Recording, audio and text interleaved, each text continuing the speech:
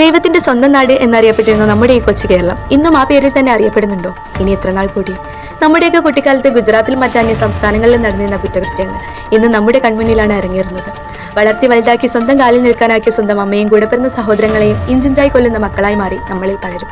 കൂടെ പഠിക്കുന്ന സഹപാഠികളെ ചെറിയ ചെറിയ വാക്കുതർക്കങ്ങളുടെ പേരിൽ അടിച്ചു കൊല്ലുന്ന കൗമാരക്കാർ, മരണം എന്തെന്നറിയാത്ത പ്രായത്തിൽ തന്നെ ആത്മഹത്യ ചെയ്യുന്ന ബാല്യങ്ങൾ, സഹോദരിയെയും അമ്മയെയും തിരിച്ചറിയാനാവാത്ത ആൺമക്കൾ, കൂടെ പഠിക്കുന്ന കൂട്ടുകാരിയെ പ്രണയം നടിച്ച് വിളിച്ചിറക്കി തെരുവുകളിൽ വിൽക്കുന്ന യുവാക്കൾ.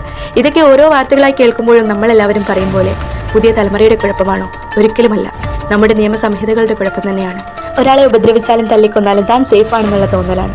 പുതിയ തലമുറയുടെ കുഴപ്പമായിരുന്നെങ്കിൽ സൗദി അറേബ്യ പോലുള്ള രാജ്യങ്ങളിൽ എന്തുകൊണ്ട് ഇത്രയധികം കുറ്റകൃത്യങ്ങൾ നടക്കുന്നില്ല? അവിടെയും ന്യൂ ജനറേഷൻ വളർന്നു വരുന്നില്ലേ? അപ്പോൾ കുഴപ്പം പുതിയ തലമുറയല്ല, വിശ്വാസമാണ്. ഞാൻ എന്ത് ചെയ്താലും കുറച്ചു കാലം ഇവരുടെയൊക്കെ കണ്ണിൽ പൊടിയിട്ടിട്ട് പിന്നെ പുറത്തിറങ്ങി നടക്കാമെന്നുള്ള അമിത വിശ്വാസം. 18 വയസ്സ് തികയാത്ത യുവതി യുവാക്കളാണെങ്കിൽ എത്ര വലിയ തെറ്റാണെങ്കിലും പ്രായം തികയാത്തവർ എന്ന ലേബലും കൂടി ആകുമ്പോൾ ഒന്നും പേടിക്കാനില്ല.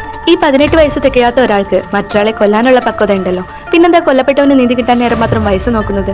പണ്ട് ബ്രിട്ടീഷ് ഭരണകാലത്ത് ബ്രിട്ടീഷുകാരുടെ നിയമസംഹിതകൾ തിരുത്തിയെഴുതാൻ ഡോക്ടർ BR അംബേദ്കറെ പോലുള്ള ഒരാൾ വന്നപ്പോൾ രക്ഷപ്പെട്ടത് ഒരു ജനത തന്നെയായിരുന്നു. അതുകൊണ്ട് തന്നെ വരും തലമുറകളിലെങ്കിലും നിയമത്തെ ഭയപ്പെടുന്ന ഒരു ജനതയെ വാർത്തെടുക്കാനായി ഇന്നത്തെ നിയമാവലികൾ തിരുത്തി കുറിക്കേണ്ട കാലം അതിക്രമിച്ചിരിക്കുന്നു.